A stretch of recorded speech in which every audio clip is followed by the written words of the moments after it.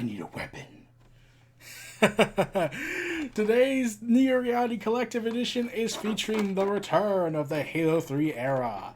My favorite video game of all time, mostly because of all the friends I made along the way. Halo 3. It's very nostalgic. Nostalgic seeing this whole beauty. I still own the helmet all these years, got the Legendary Edition. It was such a beautiful era. Me and my buddies playing it for all the craziness it gave us, all the adventures we've had along the way, and to see me still owning this helmet after all these years is really good. Hard to believe it's the anniversary. It's been so long. I feel old. So old. I remember playing this game a lot since I was a kid. Enjoyed every moment of it. Except for some moments, mostly because people like to be jerks. But this is a thing of beauty, and I still play Halo a lot. Still do. Granted, I don't read the comics and whatnot that much because I've just been the gamer Halo. Not like my relationship with Star Wars franchise where I read books, comics, and whatnot. Or listen to books, but you get what I'm trying to say. But Halo was the first-person shooter game I played and whatnot, and I had loved every moment of it. I enjoyed playing this game. It was so fun playing it. It's hard to believe it's been what 13 years, and I feel way old. My escapism and whatnot, and then before Reach came out, that escapism was dying out, and Reach came out, we couldn't recapture the magic, and we kind of just drifted apart. Still getting in contact with one of my friends at least, but yeah. Seeing this helmet though, it's nostalgic. I love it. I still have it on my stand. I take it everywhere with me when we moved.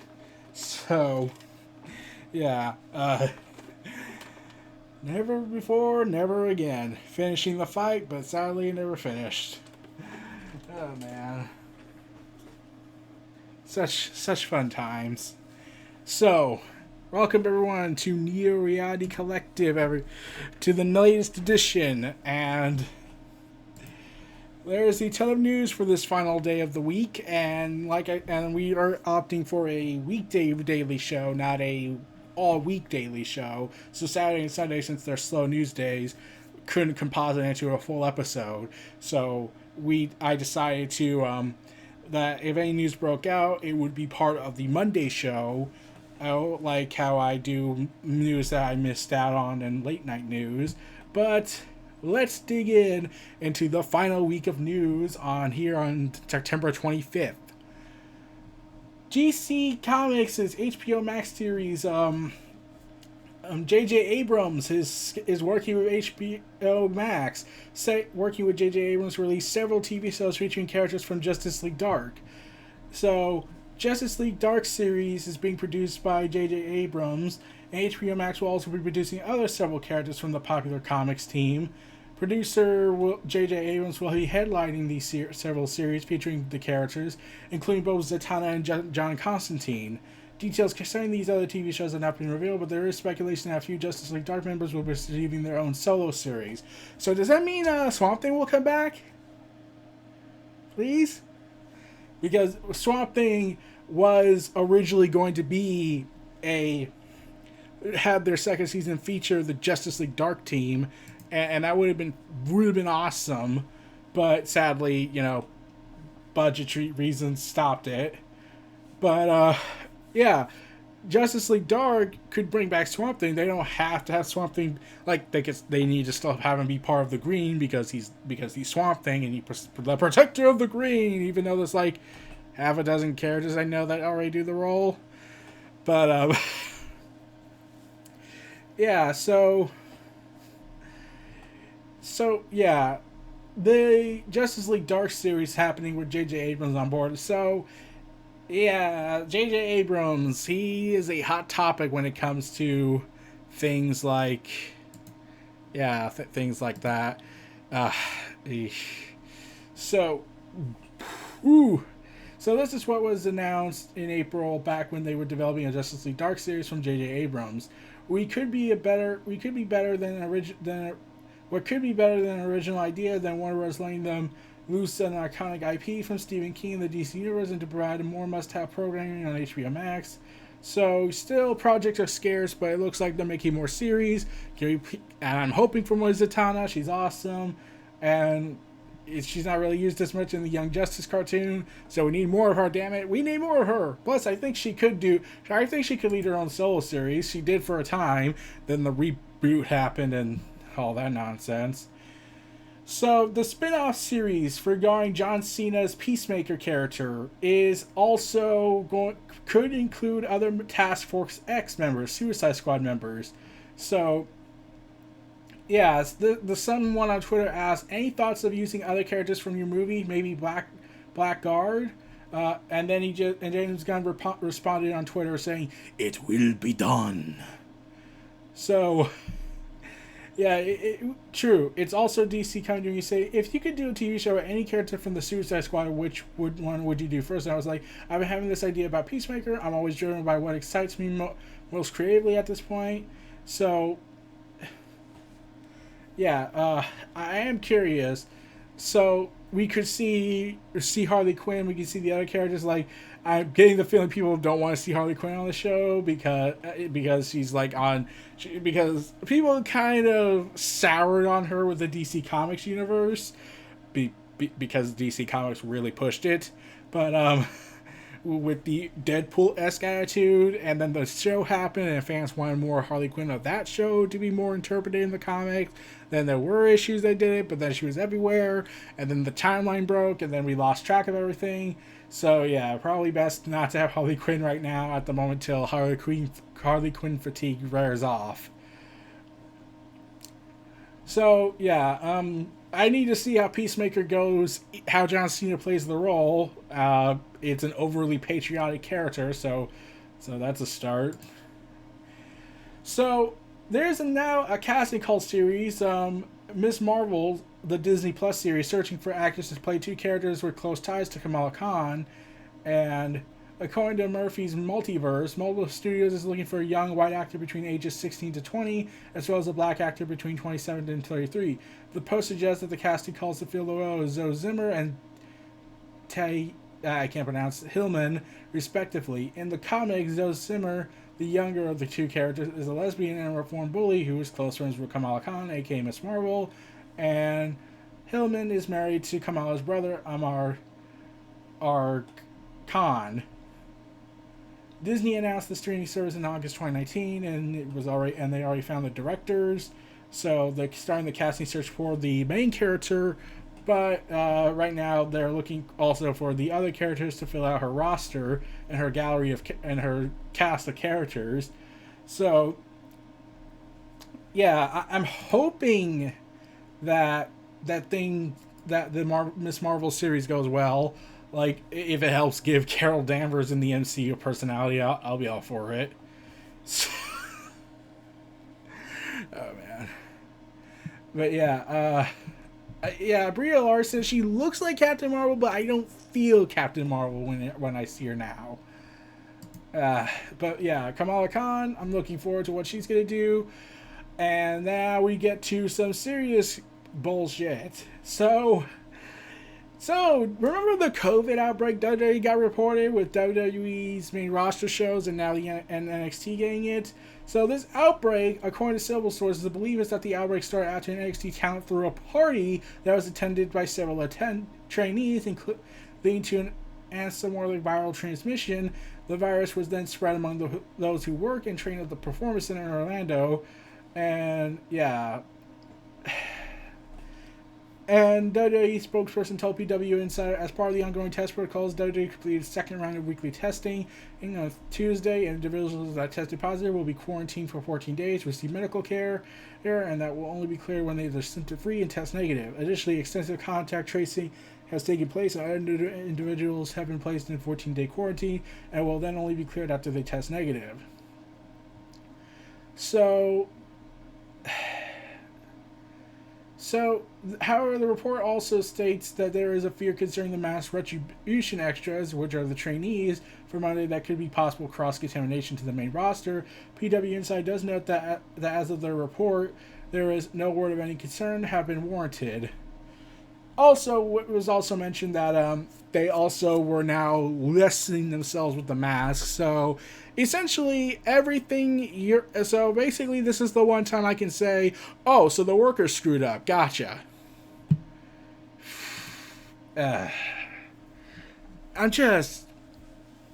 Why? And Florida's already making a huge mistake, I believe, because now they're going to.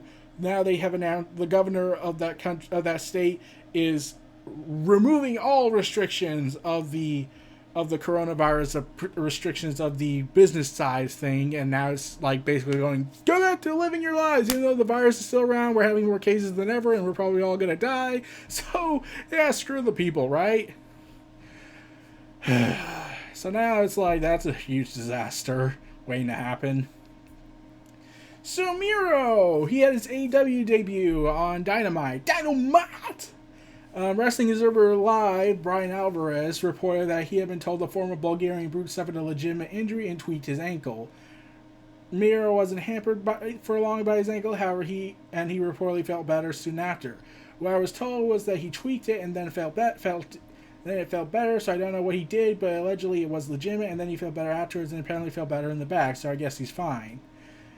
Okay, so people were going ahead and bashing the company because it was like, you have failed, Rusev. You to WWE should go back to, and all that. And I was like, he was not wrestling for months, was doing streaming. There's the pandemic. He couldn't do that. Then he got the coronavirus and had to be quarantined for 14 days.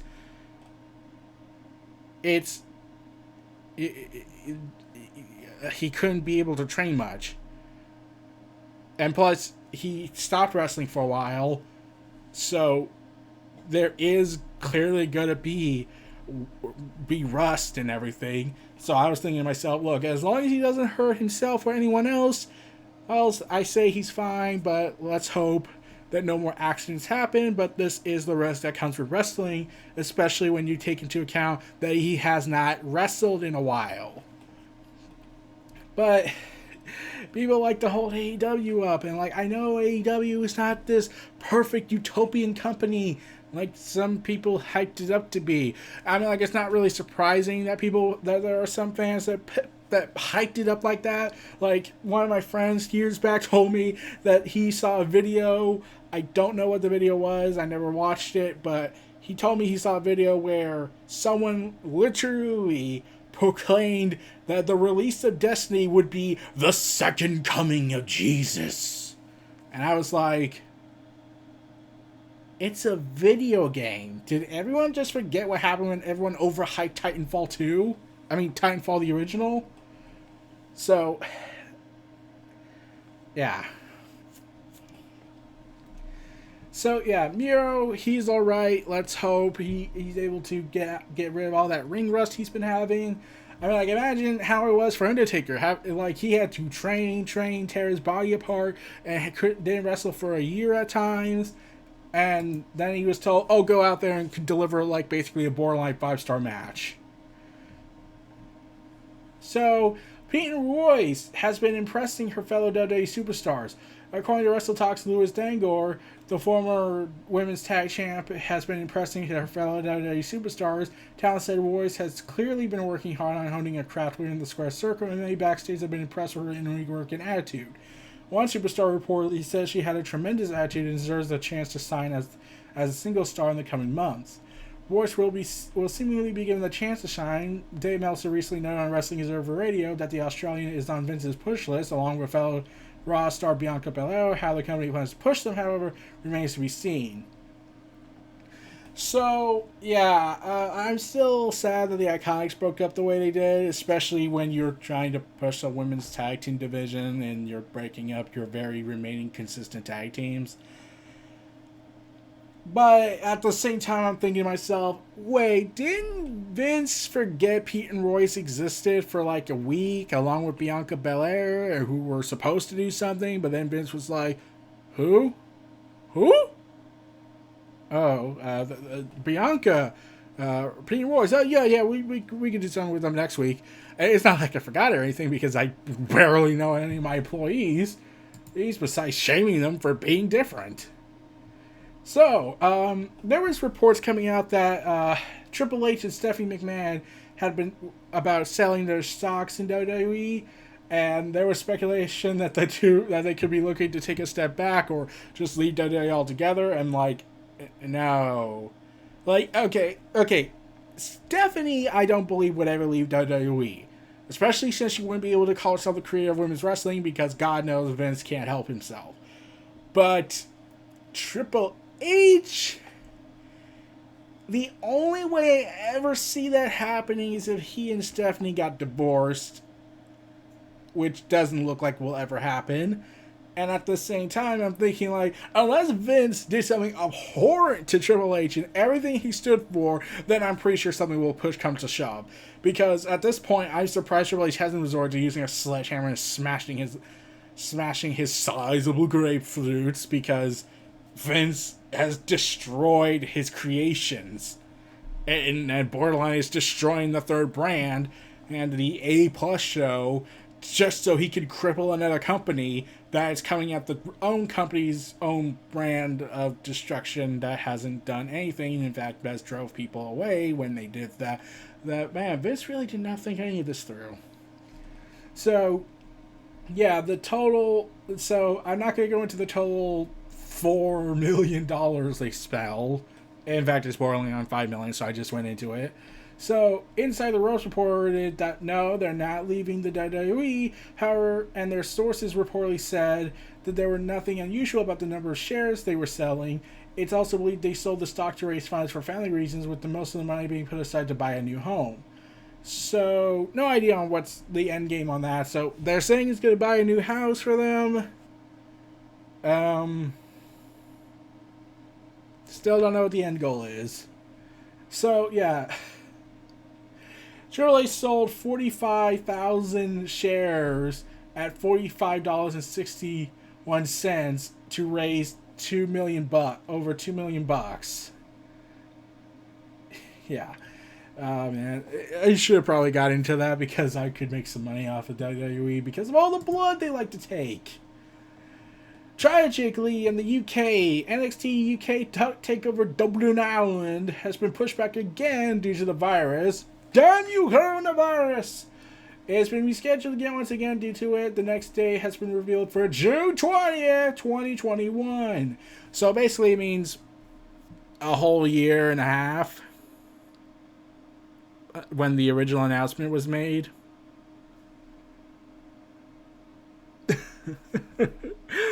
And I kept hearing rumors that Dublin was supposed to have the event where Finn Balor would fight Walter, and Walter would lose the NXT UK title, which, oh man, it would have been great. It would have been great, but all the coronavirus stuff happened and whatnot. So, Retribution member takes shot at Bane's actor Tom Hardy. T-Bar. You know, the name that really sucks. So, he went on Twitter because, you know, that makes sense. Nothing is worse than cheap... wait. Nothing is worse than cheap imitation. You have been surprised with a false idol. Now, what could be this horrendous act of cruelty that Tom Hardy has done? Bane's documentation on the Arkham Wikipedia fandom site.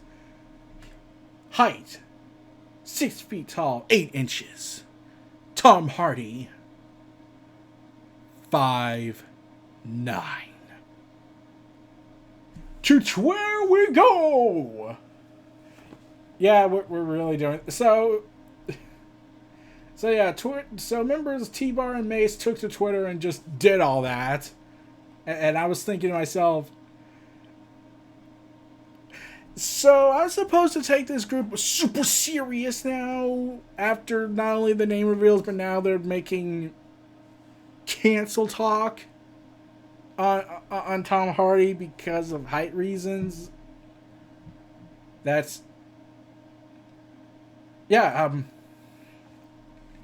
yeah, this is not working. This is not working. I recommend we hire. I believe WWE should start the divorce process because this has failed miserably. Like, oh dear God, this has failed miserably. Besides them attacking Dave Meltzer and Brian Alvarez because viewership, yeah. Even Eric Bischoff said it sucks, which is saying because it's Eric Bischoff and he is a professional over saturating some things, and then burned it, Impact Wrestling almost to the ground. So yeah, The Rock went on Twitter to congratulate his fellow brother in wrestling arms, Ken Shamrock. With Ken Shamrock tweeting, "Hey brother, I'm being inducted into the Impact Wrestling Hall of Fame. I would be very grateful if you could send an induction greeting. After all, I believe my time with you was the greatest memories of wrestling. Thank you." Dwayne Johnson wrote, "Congrats, my brother. Awesome news. I will take care of this and get to you by this weekend." Impact Wrestling, legendary MMA fighter who blazed the trail for MMA fighters in pro wrestling and whatnot. Thank you at WWE for the footage in this tribute video. So basically WWE was like, oh, you can have some more footage. Give us money out of this. Also announced for NXT because Shawn Michaels is set to appear for the TakeOver Go Home edition as part of that Takeoff to Takeover, NXT TakeOver build stuff. So apparently it's going to have a face-to-face angle with Finn Balor and the #1 contender Kyle O'Reilly, who will no doubt will do some cartoonish angle to go ahead and have, sadly, Marvin Ellis not with the company, so we can't have that reference. Sequel. You killed Kyle, you bastards!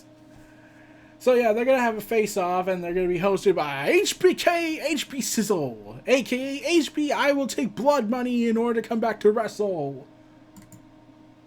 Yeah, so I don't be surprised if someone says, oh, well, you see, this is clearly building up for them to get viewership away from AEW, because they could just use William Regal. But really, Regal isn't really that well known when compared to Shawn Michaels. So clearly Shawn Michaels is clearly an essential component. Right? Right? Yeah. So WWE is now reportedly making plans to leave the Thunderdome soon as part of the Amway Center deal ending in October. At the end, according to a report from Inside the Ropes, WWE talent have been told that tentative plans are in place to start traveling again once the contract expires on October 31st. Although preparations to migrate from the Thunderdome are presently underway, there is also a possibility they could extend the contract starting from November. It is also reported that there's no firm decision has been made yet regarding potential future destinations where WWE will host the show in the midst of the COVID era. But WWE, according to WrestleVotes, has put together a small team to figure out the logistics of running TV shows from outdoor venues once the Thunderdome contract expires from the Amway Center. So, yeah, the Thunderdome. At this point, it was a good concept. It was a good concept, but surprisingly, the fans ruined it. Some of them did because, well, no, not fans, they're assholes. For making disturbing, borderline triggering imagery and video, like the beheading, Chris Benoit, KKK, and you're just left wondering, oh god, at this point, just shut it down. This was a failure from the start. Good concept, but it wasn't how the WWE was coaching people to say, you need to do this, you need to do this. Like, no one likes to be told who to cheer, who to boo. But people also don't like assholes ruining the fun for them. So during that big Zoom call, Roman Reigns was asked as he would like to wrestle Adam Cole, saying, and said, "This is a tough case. There's so many really good ones. Maybe Piper back in his day in his prime. That's when he was asked about a legend he would like to fight. But he says, I like to maybe tangle with Adam Cole. I think that would be neat. I think we would get some really good reaction, mostly because it would be a quality damn match. So, yeah. Oh, and Roman did something surprisingly. When I heard this, I was like, that guy's earned my respect more than ever. I posted it on Twitter when I saw the statement, but it was essentially this. Roman basically threatened to retire if WWE did not get their act together, and the COVID virus was as bad as it got, was much worse and whatnot. Like, he said this in a quote: "It was about putting my family first, and if I had to retire and that was what was going to be asked of me, I was willing to do it." So he was willing, and this is what I wrote: Joe is a man that will always have my respect. He gave this man everything, but he was willing to give all that up for his family. You know, something Vince probably will never understand. He'll probably look at Roman and say,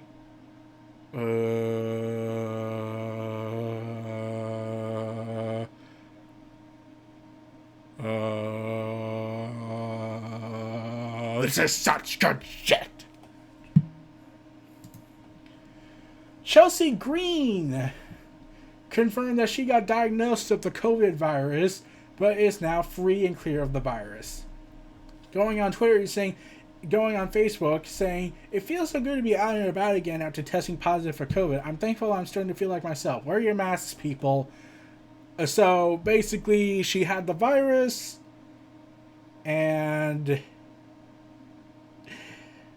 oh god. So basically, she had the virus. She was told no one knew outside the company, except probably family members and friends who hang out with her. But what about the general public who would have asked, "Hey, can I have your autograph?" And which she had to keep silent. Like, this is the thing that pisses me off. Like, she essentially told people, "Hey, everyone, I had the COVID virus." So, like, is WWE trying to tell people, don't say anything. We don't want to look bad. So, yeah. Chelsea Green, great talent, crazy, saw it all in. But it's just annoying how WWE wants to keep people quiet regarding the COVID virus and not inform the public over the potential risk, because these are celebrities. They are well known with wrestling fans, especially wrestling fans who follow these people all around. And if they're not, and they're told, "Hey, can you not tell the common man that you're sick or potentially sick?" We don't really care if they come to you and you can't tell them this, because we'll look bad and therefore we'll have to punish you and or fire you, because how dare you inform the public of an emergency of a deadly health virus. So can you please shut up? Like, at this point, I'm surprised no one just walked up to whoever thought that was a good idea and punched him in the face. Okay, it was Kevin Dunn. He's too protected. So Microsoft is planning to release the Xbox Remote Play coming to iOS.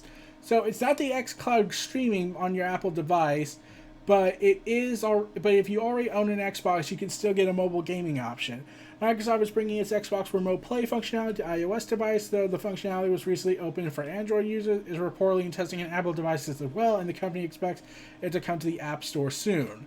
The Verge reports that hands-on with the app showed it was already working well, like the Android Xbox or Sony's Remote Play app. It connects with your console and runs anything you have loaded onto your console just using your phone or iPad as the screen. The function will also work for the Series X and Series S. This is distinct from Xbox xCloud platform, which requires no control at all because it streams games directly to your mobile device from a data center. And, well, due to Apple's restricted policies, that had to stop it from coming to iOS for now. Still, Remote Play functionality provides some form of mobile play for use cases like toilet gaming, and the Xbox app update is part of an overall suite of quality of life improvements, which also includes the ability to download a game to your console before you purchase it, saving you time to download updates. So, pretty good. Still don't get the toilet gaming part, because I don't know why they would do that. So there is apparently reportedly coming next year a Mass Effect trilogy. According to GamesBeat report that claims people familiar with the development said developer BioWare and publisher Electronic Arts are holding out for releasing the bundle because the original game, according to sources, currently doesn't live up to the quality of the rest of the package. They go on to say that based on graphical and gameplay differences between the original and 2, releasing the bundle while paying ample attention to the original game's mechanics and visuals will make a poor first impression for new players. They have not commented on the matter, and reports that there has no plans to include the multiplayer from the third game into this remastered trilogy. However, Mass Effect Legendary Edition, as it's called, will include all the DLC for the 3, including the included Mass Effect games, giving new and returning players the full experience. So, part of that whole rumor updates that were going on. So yeah, there is a remastered coming, probably for the new consoles, and probably for the old, last gen ones, but I'm hyped for it, but at the same time, could they be free? Probably, if possible, since it's backwards compatible, but probably not, since, yeah, it's money. Yeah. So, as part of the as it's the 13th anniversary of Halo 3's release, some devs decided Halo 3 developers to share their stories of how the game changed their lives. And, yeah, it's a pretty long thing, but yeah, it is quite emotional. I did read this earlier. Quite emotional stuff, how it helped them improve their work, and how many of them are working on Halo Infinite now, and how they got to live the dream of playing Halo 3. Like that's the thing I love when it comes to this kind of stuff. Like, okay, so WWE released a video about a year or so back where these writers, where they had to unlist it and disable comments because they knew they fucked up. Where WWE had these creative teams that basically gave us a face when to identify them, and now they're going to probably be harassed because of their stupidity. But the thing that annoyed me was that none of them ever said they were wrestling fans. They just said, oh, we're from Hollywood, we're from the TV industry, from the movie industry. And I was like, okay, did any of you watch wrestling? Oh. Yeah, no one ever asked them, and they never mentioned them growing up as a wrestling fan, being a fan of wrestling. And it's like, it's not like Halo, the development team for Halo and for Infinite and Master Chief Collection. They all gave stories about how Halo was an inspiration for them, and how it fueled their imagination, how they always wanted to work on a Halo game. That's the thing why, as much as I don't like Halo 5, at least it was made by people that loved Halo, but had a studio mandate, but had the corporation mandating it back when they had a leader that wasn't really doing so well in the leadership department. So, the Russo brothers. The next project will be harrowing drama Cherry for Apple TV, according to Hollywood Reporter. The film, which will be first directed by the Russos since Avengers Endgame became the highest grossing global film of all time, features a shift in tone and focus away from superheroes. Cherry will shine light on a nation's opioid crisis through the true story of a U.S. Army veteran and an adaptation of a semi-autobiographical novel by Nico Walker, who is currently serving time in prison for bank robbery. As Walker's current status suggests, Cherry is the former story of a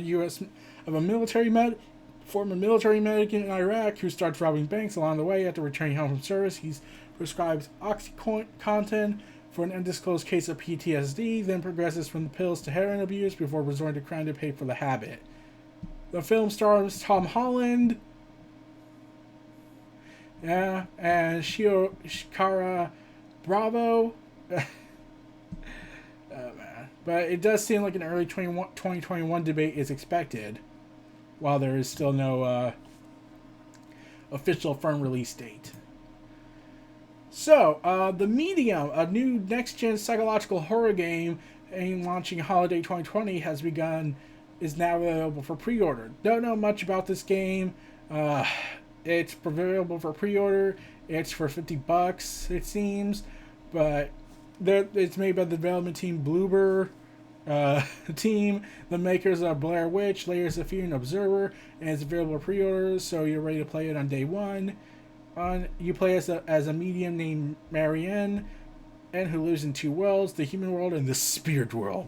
After seeing visions of a young girl's murder, she travels to an abandoned hotel in search for the truth about what happened 3 years ago. As the medium, You'll experience the game from two different perspectives, and you'll explore both the physical and spiritual worlds simultaneously, with both displayed on your screen. Her movements through the two worlds is controlled by a single analog stick, but you have to interact with the two environments in different ways and solve puzzles to explore various paths. Her different abilities in the spirit world, including one called Out of Body, the trailer also shows her using some kind of light shield in the spirit realm to protect herself. So that's a kind of interesting concept. I could dig it. I'm not really much of a fan of the horror genre. I'm just never been interested. But, yeah, I never played much horror games. I've tried, but I'm just not clicked with it. But, yeah. So, The Simpsons and Family Guy recast major black characters for their shows after some people left, saying persons of color should play characters of color, even though people kind of don't care for animation ones, I think. Like, even nostalgic critic Doug Walker brought that up and said, oh, all these characters, like, you had the character of Aladdin from the cartoon animated movie be played by a white guy. No one complained back then, and no one complained now, so what's the point? Because it's an animated feature, it's not the live action stuff. So, yeah, they have a new cast, and one of them is comedian and YouTuber star Arif Zar, I think, will be taking over the role of Cleveland Brown. He actually rose to prominence in part due to his spot-on impersonation of Cleveland's voice, so fans might not even notice the difference, so that could be interesting. Yeah, and The Simpsons will also have a new actor voicing Homer's co-worker, Carl Carlson. Alex Desert Better Thing from the show Better Things or movie is taking over the role from Hank Azaria, though it's unclear whether Desert is a permanent new voice actor or how many Springfield minority residents will be cast in season 32. As reportedly previously, Hank Azaria is also stepping down from the role of Apu because everyone got offended over a stupid documentary because of a documentary, and it was an issue now. So, the person who worked on Mr. Robot, Kyle Bradsheet, is working with Disney to create a Samuel L. Jackson role movie Disney Plus series. Says it's highly likely Nick Fury will indeed go to the series, joining the ranks of everyone else. Jackson previously made a cameo as Nick Fury on Agents of S.H.I.E.L.D., so this won't be the first time he's reprising his role for the small screen, or the smaller screen. So last time we saw him, it turns out he's now working on a space station with the Skrulls. So it's a teaser strongly suggesting, and in a reported breakdown on IGN, is suggesting Sword will be making his MCU debate. I talked about that on the X-Men and X of Swords, 10 of Swords creation, issue number 1. So check that out. And it looks like Sword will be brought in for the MCU. Curious to know where they go, who's the next cosmic threat. But yeah. So the Medium, back on the Medium, the composers explain how the game uses next-gen tech for sound. The Medium is a game that's heavily connected with Silent Hill, and I myself are heavily influenced by Akira Yamaoka when I started composing music. He admitted that collaborating directly with him on a project was a dream of mine. For his part, he said that an opportunity to collaborate with a composer rather than work alone attracted him to the project.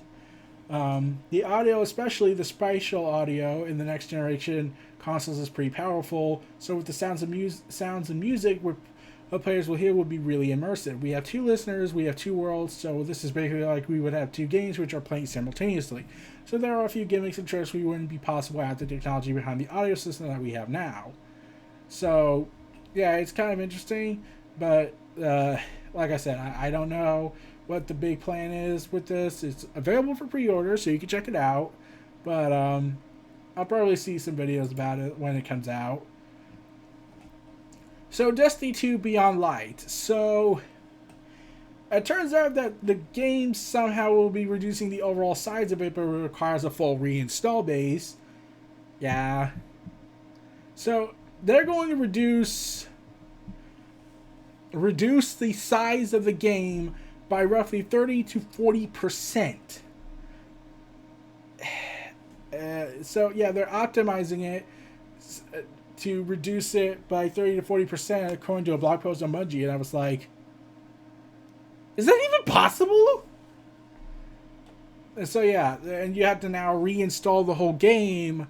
Like, you still keep your save files if you did that, but you have to reinstall the whole game, and then we'll be in business. I heard this and I was thinking, like, what? So Resident Evil Village will focus more on exploration than Resident Evil 7. So during Capcom's Tokyo Game Show presentation, members of the development team shared their perspectives of the two main characters in Resident Evil Village, Ethan Winters and the eponymous village itself, saying the game will have more focus on exploration, and then the seventh game. Resident Evil Village takes place at a as yet unnamed location, one that presentation described as the other protagonist of the game. Director Sato said, "When you take the word village, people picture a small place, but when you look at the village, it's a colossal, distant feel to it. You have a lot more freedom in Village than in Resident Evil 7. We want players to experiment to figure out what works for them, describing it as a horror movie you can play. In describing the scale, art director said that they put a storybook, seeing the most recent trailer, into the game because there was so much variety in the game. It would be hard to summarize all that, and the player might get confused. Asked to summarize the village, Sato took a long pause and said it is a story of one man named Ethan and the entirety of who he is. So this takes place years after the events of Resident Evil 7, the previous main entry, and the first with a dedicated first-person perspective during the TGS broadcast. Director Sato said, and when we were making Resident Evil 7, we thought of Ethan just as a camera for the player, even describing it as transparent. As production moved on, though, the team grew attached to Ethan and ultimately wondered what happened to him. After the story was finished, this secured his position as the star of the next game in their minds. So, yeah, I have tried Resident Evil in my private time, but I've just not clicked with it. I just don't click with the horror stuff a lot. Animal Crossing New Horizons Halloween update details revealed. Set to launch in October. Yada yada yada. Will feature a character known as Jack the Halloween Czar. Will arrive in game and players can earn spooky in-game rewards by gifting them lollipops and candy. So, yeah, this will land on September 30th, involving items and features. So, all Animal Crossing fans look forward to that. And meanwhile, Kingdom Hearts is going to have a playable demo for their upcoming Melody of Memory. So, it comes out, sometime in October, it seems as the game comes out on November 13th. So it makes sense that it comes out in October, but yeah, it does have a potential Western release date. So yeah, I've talked about this game. Kairi is the main character, even though you're playing as different characters. And I want Kairi to have her own game where she's the main character or plays a major big role instead of what was given to her in 3, because everyone hated that. And people still want to go ahead and go crazy over the fact that, well, Sora and Kairi just get together already. So Resident Evil Village are looking into releasing the game on Xbox One and PS4, but can't make any promises. So yeah, it's part of that whole, we might go too big and therefore it might cause next-gen issues and pre-gen issues and unnecessary budgetary and whatnot. But, yeah. And Konami, the company that destroyed itself, is re-releasing its classics on PC today. Yay! Who cares? So, let's see. Latest Vault visual novel game gets a gorgeous new trailer, and previous game also announced for Switch. So, I don't play that many Avenger visual novels, so I'm not much of a expert at where this thing is going. So, yeah. This is a trailer. You can check it out. It's for those who like visual novels. But, But we got an update on the an update on the Snyder Cut. Henry Cavill, not part of the new Justice League reshoots shoots that reportedly cost $70 million. Recent reports claim that Zack Snyder is gearing up for the week-long shoot in October. So he revealed he isn't returning the film for any additional scenes. In a video review, Superman's Cavill's confirmed he would not be reuniting with the cast to partake in any new shoots for the infamous cut, contrary to recent reports claiming Zack Snyder had a week-long Justice League shoot planned in October, with Cavill and several other cast members, including Ben Affleck, Gal Gadot, and Ray Fisher. Not shooting anything additional. No, it's all stuff that has been already done. Obviously, I don't know how things are going to evolve and change and adapt depending on what have now on a now different length of the movie. Whatever may happen in post-production, whatever lessons may be learned from what it is 4 years since Justice League came out, 4 years worth of fan reaction for me. I'm now just watching the party. So yeah, the Snyder Cut might do reshoots that are reportedly $70 million, which is insane. I mean, like, if it's scenes that don't require Superman, then I totally get that. I keep thinking that these serve more as like a transitional thing to just make an organic way to end the quote episode, since it was supposed to be a straight up movie, but they broke it up into 4 parts, each being an hour long. So it makes sense that they would go ahead and change things up and add some stuff in order to make it more organic. And finally, in the DCEU, Black Adam is now having a new actor. Aldous Hodge is reportedly cast as Hawkman in the upcoming DC movie. According to Hollywood Reporter, Aldous Hodge is in the final negotiations to play Hawkman in Black Adam, joining Dwayne Johnson and Noah Centineo. So his recent credits include The Invisible Man and the forthcoming One Night in Miami, where he plays a football icon turned actor, Jim Brown. His other appearances include Hidden Figures, Straight Outta Compton, City on a Hill, Star Trek, Short Treks, Black Mirror, Turn, Washington Spies, Brian Banks, Clemency, Underground, Leverage, and the small screen version of Friday Night Lights.